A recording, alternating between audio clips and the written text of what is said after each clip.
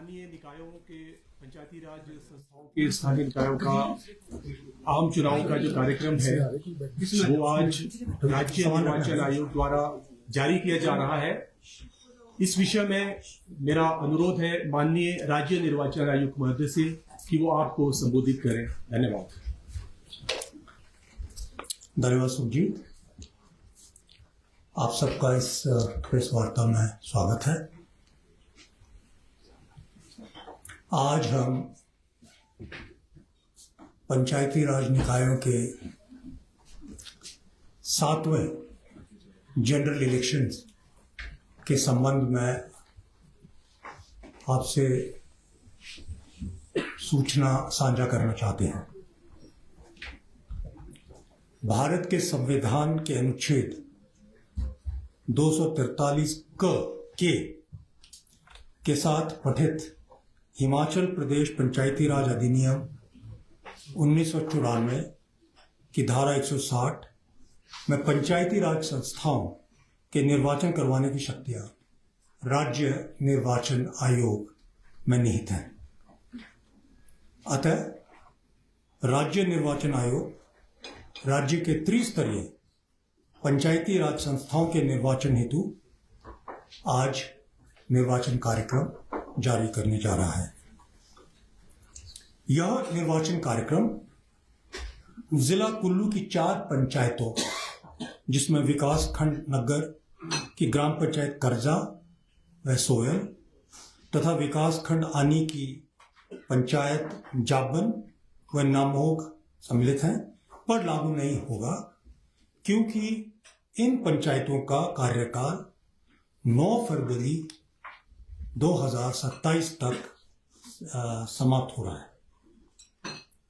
यद्यपि इन पंचायतों में पंचायत समिति व जिला परिषद सदस्य का निर्वाचन होगा। पंचायती राज संस्थाओं का जिनका निर्वाचन कार्यक्रम जारी किया जा रहा है उनका ब्यौरा निम्न प्रकार से है। प्रधान पद 3754 3754, उप प्रधान पद भी 3754 है। सदस्य ग्राम पंचायत 21654,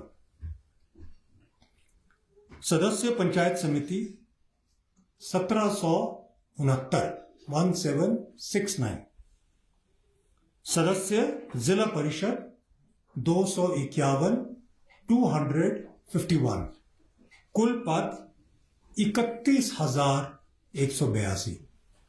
इस विवरण से आपको भली भांति प्रतीत हो गया होगा कि पंचायत स्तर के जो चुनाव है वो कितने कॉम्प्लेक्स और कितना ज्यादा उसमें काम इन्वॉल्व है। भारतीय संविधान के अनुच्छेद 243D के प्रावधानानुसार जनसंख्या के अनुपात पर पंचायती राज संस्थाओं में अनुसूचित जाति, अनुसूचित जनजाति के लिए आरक्षण का प्रावधान है। इसके अतिरिक्त राज्य सरकार द्वारा अन्य पिछड़ा वर्ग के लिए भी आरक्षण का प्रावधान किया हुआ है। राज्य की समस्त पंचायती राज संस्थाओं जिसमें जिला कुल्लू की 4 ग्राम पंचायतें भी सम्मिलित हैं, जहां अभी प्रधान, उप प्रधान और वार्ड पंच का निर्वाचन प्रस्तावित नहीं है, का आरक्षण का ब्यौरा निम्न प्रकार से है। जैसे बताया, कुल पद 31,214,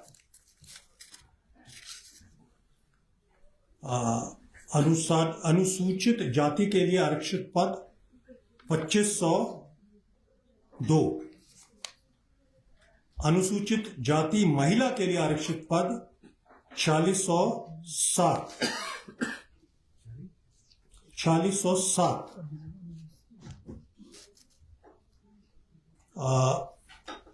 अनुसूचित जनजाति के लिए आरक्षित पद 713, अनुसूचित जनजाति महिला के लिए आरक्षित पद 1216, अन्य पिछड़ा वर्ग के लिए आरक्षित पद 177, अन्य पिछड़ा वर्ग महिला के लिए आरक्षित पद 229, महिला के लिए आरक्षित पद 9604, अनारक्षित पद 12,166। इस प्रकार से महिलाओं के लिए जो कुल आरक्षित पद हैं वो 15,656 है। इसमें मैं स्पष्ट करना चाहूंगा कि उप प्रधान पद के लिए आरक्षण लागू नहीं होता है। आयोग का दृढ़ विश्वास है कि त्रुटिहीन,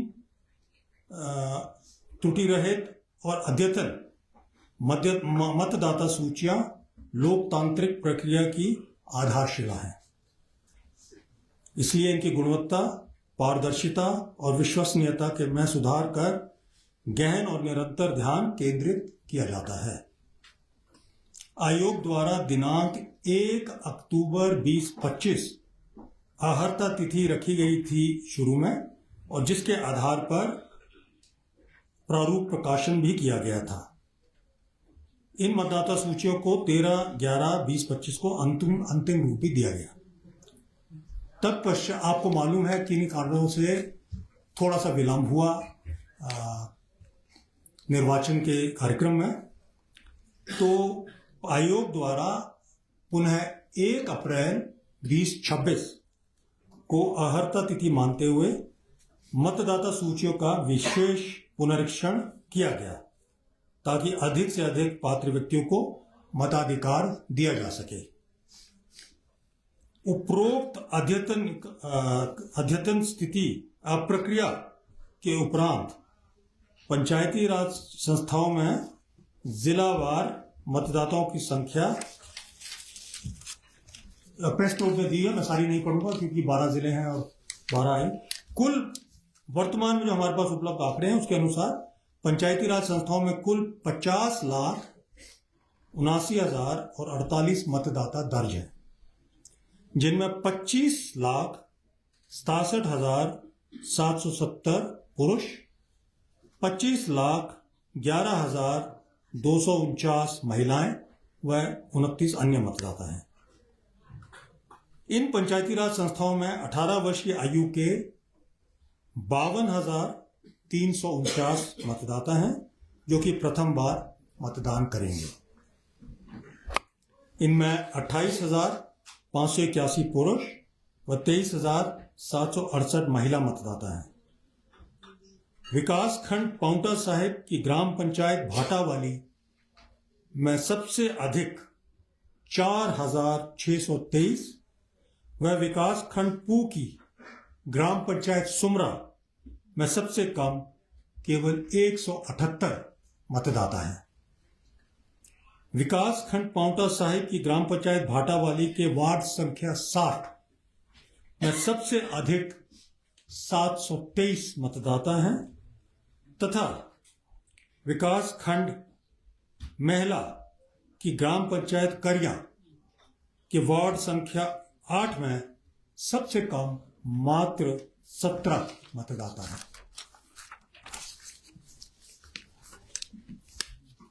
आयोग द्वारा इन संस्थाओं के निर्वाचन के लिए कुल 21,678 मतदान केंद्र स्थापित किए जाएंगे। आयोग ने रिटर्निंग अधिकारियों को निर्देश दिए हैं कि जिन मतदाता केंद्रों पर मतदाताओं की संख्या अधिक है, उन मतदान केंद्रों में सहायक मतदान केंद्र अथवा ऑक्सिलरी पोलिंग स्टेशंस बनाए जा सकते हैं, और आवश्यकता पड़ने पर पुरुष व महिला मतदाताओं के लिए पृथक मतदान केंद्र स्थापित किए जाएं।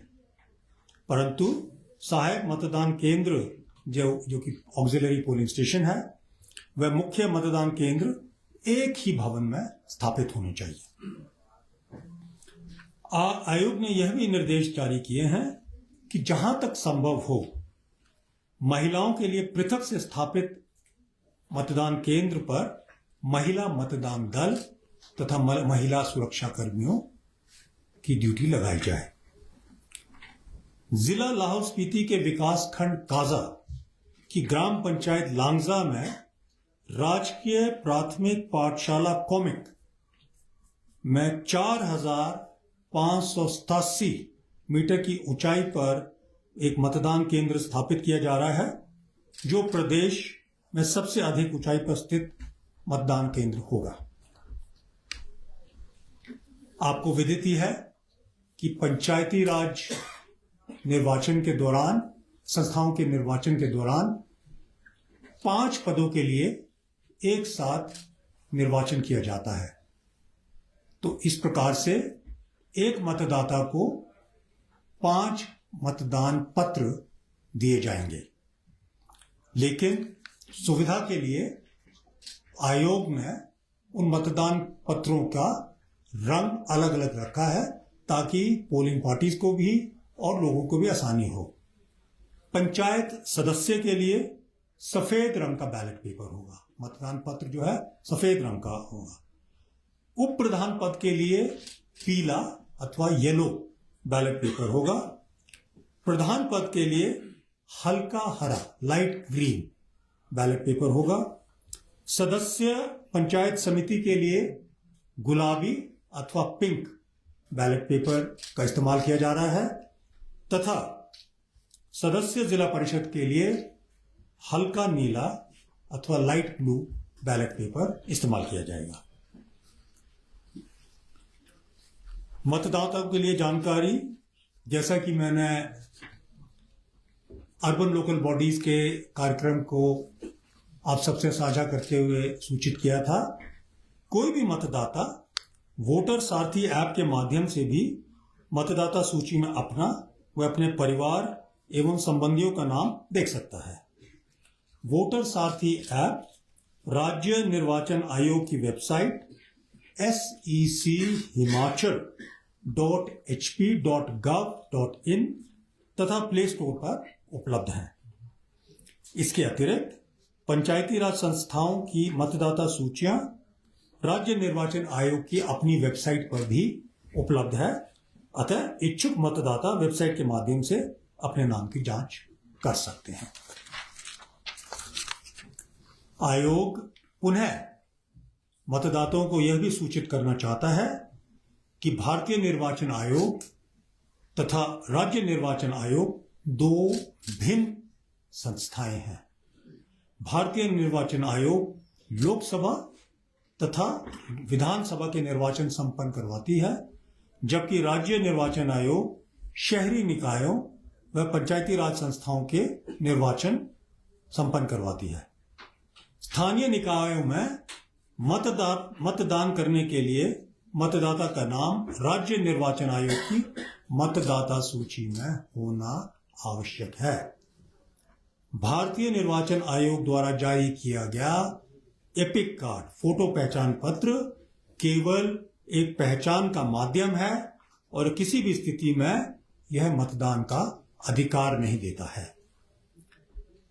एपिक के अलावा 16 अन्य ऐसे दस्तावेज हैं जिसे मतदाता अपनी पहचान स्थापित कर सकते हैं। ड्राइविंग लाइसेंस है, आपका पैन कार्ड है, कोई केंद्र सरकार, राज्य सरकार, सरकारी अथवा अर्ध सरकारी उपक्रम, स्थानीय निकायों तथा किसी भी प्राइवेट औद्योगिक संस्थान द्वारा जारी पहचान पत्र है इसमें है। बैंक, किसान, डाकघर पासबुक जिसमें फोटो उपलब्ध है वो भी इस्तेमाल की जा सकती है। राशन कार्ड, कोई भी इस तरह के कुल मिलाकर 17 हैं जिनका विवरण आज के प्रेस नोट में दिया गया है। मतदाताओं को निर्वाचन लड़ने वाले अभ्यर्थियों से संबंधित सूचना रियल टाइम बेसिस, वास्तविक समय आधार पर उपलब्ध करवाने के लिए data profiler management information system DPMIS application के माध्यम से मिल सकती है।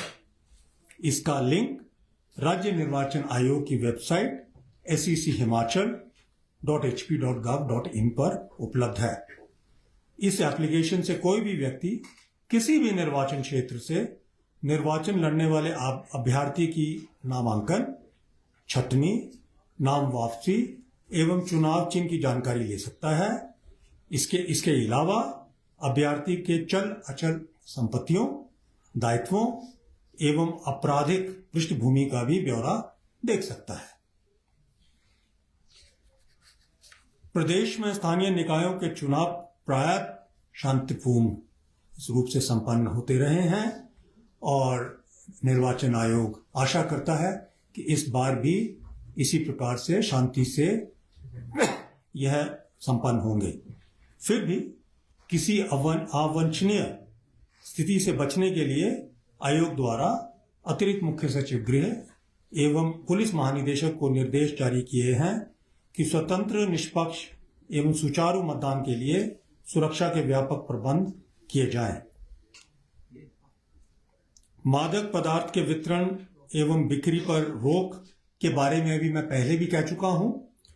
आयोग ने स्पष्ट निर्देश जारी किए हैं कि चुनाव की समाप्ति के लिए नियत घंटे से 48 घंटे पूर्व की अवधि के दौरान मतदान के दिन तथा मतगणना के दिन कोई भी स्पिरिट युक्त, किण्वित या मादक शराब या इस प्रकृति के अन्य पदार्थ किसी भी मतदान क्षेत्र के भीतर किसी होटल, खान पान घर, पाकशाला, दुकान या किसी अन्य सार्वजनिक स्थान में बेचा, दिया या वितरित नहीं किया जाएगा।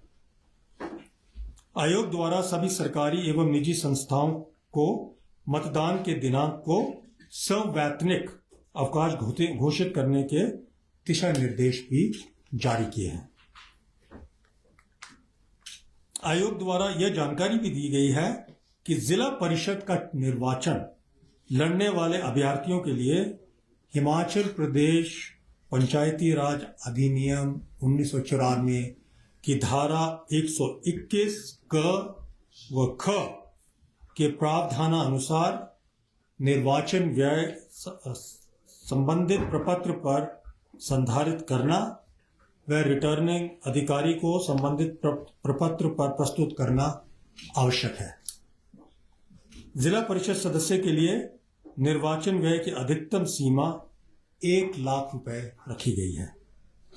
अतः आयोग सदस्य जिला परिषद का निर्वाचन लड़ने वाले अभ्यर्थियों से अपील करता है कि निर्वाचन व्यय संबंधित प्रपत्र पर संधारित करें, अपने व्यय का ब्यौरा संधारित करें और चुनाव परिणाम घोषित होने के 30 दिन के भीतर संबंधित रिटर्निंग अधिकारी को निर्धारित प्रपत्र पर प्रस्तुत करें।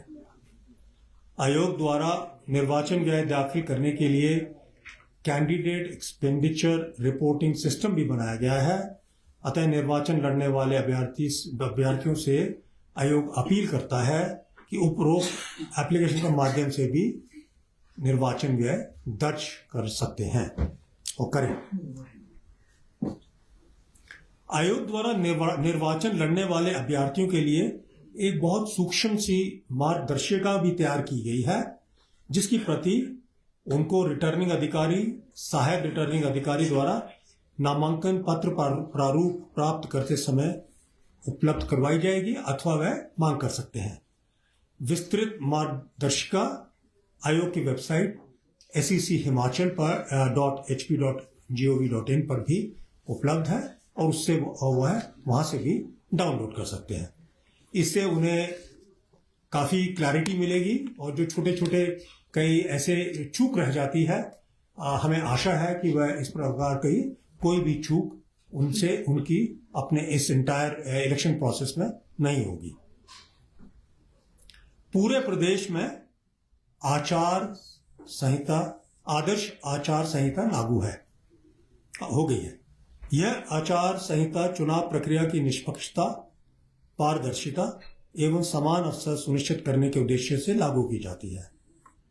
आयोग सभी मान्यता प्राप्त एवं पंजीकृत राजनीतिक दलों, उम्मीदवारों तथा संबंधित पक्षों से अपील करता है कि वह आदर्श आचार संहिता के सभी प्रावधानों का अक्षरशः पालन करें। विशेष रूप से ध्यान रखा जाए कि आचार संहिता के उल्लंघन से वह सब बचे। जाति, धर्म, भाषा या क्षेत्र के अधिकार पर मतदाताओं को प्रभावित ना किया जाए।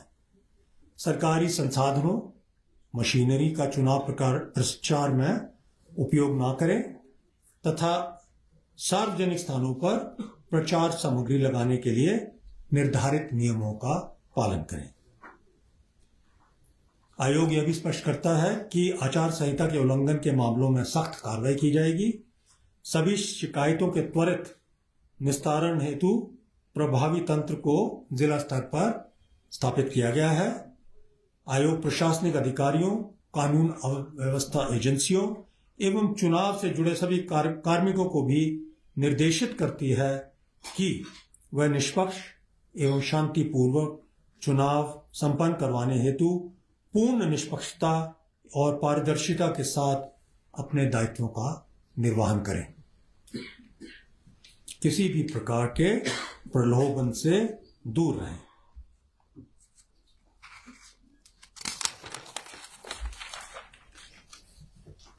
प्रदेश के पंचायती राज संस्थाओं में गणना 2 स्तर पे होती है। जहां तक वार्ड मेंबर, पंचायत के वार्ड मेंबर, उप प्रधान और प्रधान महोदय हैं, इनके मतों की गणना तो पंचायत मुख्यालय पर मतदान के पश्चात उसी दिन संपन्न करवाई जाती है। परंतु जहां तक पंचायत समिति व जिला परिषद सदस्य के निर्वाचन से संबंधित मतगणना का प्रश्न है, उसके लिए एक अलग से तिथि निर्धारित होती है और यह मतगणना ब्लॉक स्तर पर की जाती है। मतगणना कार्मिकों की सुरक्षा एवं मतगणना की निष्पक्षता के मद्देनजर आयोग द्वारा सभी मतगणना केंद्रों पर मतपत्रों की गणना की वीडियोग्राफी करने के निर्देश दिए जा रहे हैं। यह निर्देश भी जारी किए जा रहे हैं कि जहां तक संभव हो संवेदनशील अथवा अति संवेदनशील मतगणना केंद्रों पर वेबकास्टिंग की व्यवस्था भी की जाए। आयोग सभी मतदाताओं से अपील करना चाहता है कि वह लोकतंत्र के इस महत्वपूर्ण कार्यक्रम में बढ़ चढ़कर भाग लें और निर्भीक होकर अपने मताधिकार का प्रयोग करें। मतदाता किसी भी प्रकार की अफवाहों से बचें और केवल आधिकारिक सूचनाओं जो कि राज्य निर्वाचन आयोग, जिला निर्वाचन अधिकारी अथवा रिटर्निंग अधिकारी द्वारा जारी की गई हो पर ही ध्यान केंद्रित करें। किसी भी भ्रम की स्थिति में आयोग अथवा जिला या विकास खंड में स्थापित नियंत्रण कक्ष पर दूरभाष से भी संपर्क किया जा सकता है।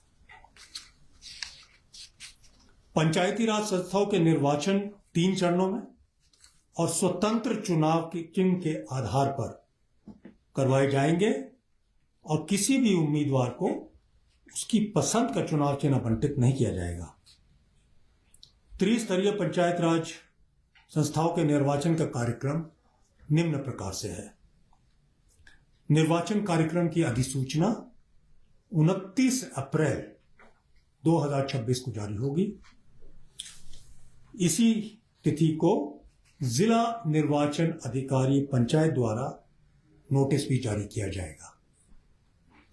नामांकन प्रस्तुत करने का तिथि 7 मई, 8 मई व 11 मई 2026 प्रातः 11 बजे से अपराह्न 3 बजे तक। नामांकन पत्रों की जांच 12 मई 2026 को प्रातः 10 बजे से की जाएगी। उम्मीदवारों की वापसी विड्रॉल 14 मई व 15 मई 2026 प्रातः 10 बजे से अपराह्न 3 बजे से पूर्व तक वापसी की ली जाएगी।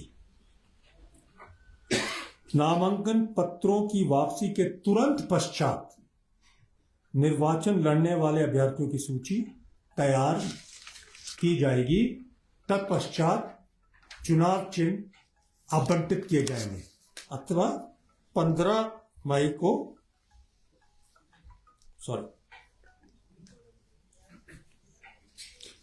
को नामांकन पत्रों की वापसी के तुरंत पश्चात निर्वाचन लड़ने वाले अभ्यर्थियों की सूची तैयार की जाएगी, जिसके पश्चात चुनाव चिन्ह आवंटित होंगे।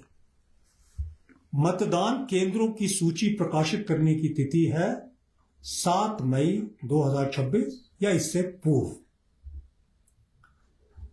आवश्यकता पड़ने पर सुबह प्रातः 7 बजे से अपराह्न 3 बजे तक प्रथम चरण का निर्वाचन 26 मई 2026 को, द्वितीय चरण का मतदान 28 मई 2026 को और तृतीय चरण का मतदान 30 मई 2026 को करवाया जाएगा। मतदान होने की स्थिति में वोटों की गिनती, ग्राम पंचायत से संबंधित मतपत्रों की गणना मतदान समाप्ति के तुरंत पश्चात ग्राम पंचायत मुख्यालय में की जाएगी।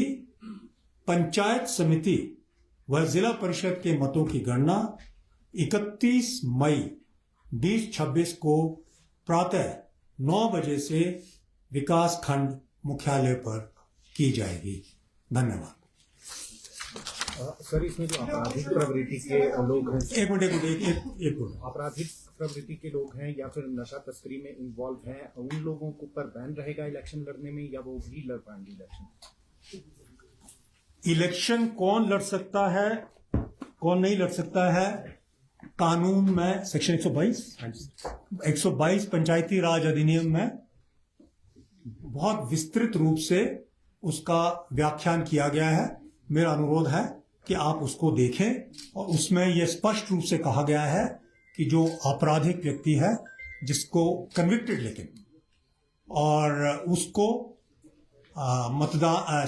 निर्वाचन लड़ने के लिए डिस्क्वालिफाइड माना जाएगा। नशा तस्करी वाले कोई भी convicted, that is the point. और सर, आरक्षण रोस्टर को लेकर सवाल उठ रहे हैं। अभी हाल ही में बंजान उपमंडल की पंचायत है, उसमें रिजर्वेशन रोस्टर को लेकर उन्होंने ये कहा है कि जो अध्यक्ष पद है वो महिला के लिए आरक्षित किया गया है, लेकिन वार्ड्स में कोई भी पद एससी महिला का नहीं है। तो आप लोगों ने क्या ये ग्लिच ठीक किए हैं क्या? आरक्षण का प्रावधान करना राज्य सरकार के कार्यक्षेत्र में है, ना कि निर्वाचन आयोग के। नंबर 1। और विशेषकर जिस बात का आपने आलेख किया अध्यक्ष पद के लिए, वो वैसे भी इनडायरेक्ट इलेक्शन होता है, डायरेक्ट इलेक्शन नहीं है। तो इसका जो असर है वर्तमान इलेक्शन पे कुछ नहीं है। इलेक्शन के बाद अध्यक्ष पद का निर्वाचन अलग प्रक्रिया है, जो राज्य सरकार के तत्वाधान में की जाती है। तो इसके लिए मैं आपसे अनुरोध करूंगा कि इसके लिए जो स्पष्टीकरण है वो संबंधित विभाग से प्राप्त करें। सर, खर्चे की लिमिट्स रखी गई है कोई, कि प्रधान पद के लिए कितना है, जिला परिषद के लिए कितना है, ये लिमिट कोई तय की गई है? मैं आशा कर रहा था कि आप मेरा जो स्टेटमेंट है बड़े ध्यान से सुन रहे होंगे। उसमें मैंने बड़ी स्पष्ट रूप से कहा कि केवल जिला परिषद सदस्य के लिए 1 लाख रुपए की व्यय सीमा निर्धारित है, अन्य किसी पद के लिए किसी प्रकार की व्यय सीमा निर्धारित नहीं है। सर, एक सवाल कोड ऑफ कंडक्ट को लेकर है। पंचायती राज चुनाव का, क्योंकि अब लगभग कंप्लीट हो गया प्रोसेस, यूडी के बाद अब आप लोगों ने आज शेड्यूल दे दिया है। 2 तरह से, एक जो सरकार की नॉर्मल वर्किंग होती है उस पर कोड ऑफ कंडक्ट का क्या असर रहेगा इस बारे में, और जो ऑफिशियल्स हैं खासकर जिला प्रशासन के अधिकारी, इन दोनों भी अलग अलग, मतलब हम सामान्य तौर पर समझ पाए कि इम्पैक्ट क्या रहने वाला है? इस पे वही इम्पैक्ट रहने वाला है जो हर बार जब मॉडल कोड ऑफ कंडक्ट लगता है। विधानसभा चुनाव, हाँ जी, बिल्कुल वही इम्पैक्ट रहने वाला है। टोटल कितना व्यय एक्सपेक्टेड है सर इस पूरी प्रक्रिया में? 26, 28 और 30। एक मिनट, फर्स्ट चरण में कहाँ, 28 और 30 में कहाँ पे इलेक्शन को कैसे करेंगे? ये आपको जिला निर्वाचन अधिकारी पंचायत अथवा डिप्टी कमिश्नर जो हैं, जब वो नोटिस निकालेंगे उस नोटिस के साथ आपको ये सूचना उपलब्ध होगी। इसी के साथ एक क्वेश्चन और भी है सर, यूएलबीज के इलेक्शन को लेके आपने पीछे घोषणा की थी, लेकिन इसमें दो चीजें सर क्लियर नहीं हुई थी।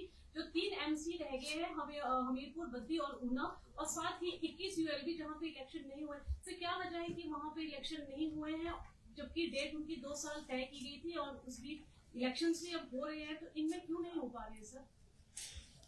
राज्य निर्वाचन आयोग के लिए कोई भी निर्वाचन करना, उसमें 2 बड़े इंपॉर्टेंट एलिमेंट्स हैं जो पूर्ण होने चाहिए, और ये दोनों एलिमेंट्स जो हैं, एक निर्वाचन आयोग स्वयं करता है और एक राज्य सरकार करती है। एक तो है मत वोटर लिस्ट को तैयार करना, उनको फाइनलाइज करना, एक प्रक्रिया ये होती है। दूसरी प्रक्रिया है रिजर्वेशन रोस्टर जारी करना, जो राज्य सरकार करती है। तो इन 22 जो अर्बन लोकल बॉडीज हैं, इनका रिजर्वेशन रोस्टर राज्य सरकार से निर्वाचन आयोग को प्राप्त नहीं हुआ, तो निर्वाचन आयोग वेट नहीं कर सकती थी, क्योंकि हमारे पास सुप्रीम कोर्ट के एक आदेश है जिसको हमने पालन भी करना है। तो इसलिए वी वेंट अहेड विद। और सर, तो राज्य सरकार और चुनाव आयोग के बीच में जो ये क्लैश है, ये सॉर्ट क्यों नहीं हो पा रहा है? आप लोग बीच में आप लोगों ने पंचायती राज चुनावों की घोषणा में भी इतना वक्त लगा दिया, उसके बाद why? Please ask the government, I have no answer for that. Sir आपने कहा कि जो पंचायत चुनाव एक मिनट यहाँ ग्राम प्रधान है या मतलब उप प्रधान है, सदस्य है, उनकी कोई व्यय की सीमा नहीं है, तो उस पर चेक कैसे रखा जाएगा सर? जब सीमा नहीं है तो चेक क्या रखना है? बट वी एक्सपेक्ट कि इतना खर्चा ही नहीं होता है। टोटल कितना जैसे बाकी नॉर्मल आदमी करते हैं वैसे ही वो करेंगे जी। सर इलेक्शन को लेके क्या कोई यूएलबी कोर्ट भी गई है कि हम इलेक्शन चाहते हैं, आयोग इलेक्शन करवाएं? क्या मेरे पास ऐसी कोई सूचना फिलहाल नहीं है, अभी नहीं, हमारे पास अभी कोई सूचना आई नहीं है, कोई नोटिस नहीं है। सर धर्मशाला का इशू है, वहाँ लोकल लोग जो है वो भी विरोध कर रहे हैं। सरकार ने कुछ टेंडर्स लगाए हैं, शिकायत शायद आप तक पहुंच भी गई है, क्या वो निरस्त किए जाएंगे? हमने उसकी रिपोर्ट जो है जिलाधिकारी से मांगी है, फिर जिलाधिकारी से रिपोर्ट आएगी, उसके पश्चात ही कोई कार्रवाई की जा सकती है। इस पूरी प्रक्रिया में सर कितना खर्चा? लगभग 30 करोड़ से 40 करोड़ के बीच में खर्चा आएगा।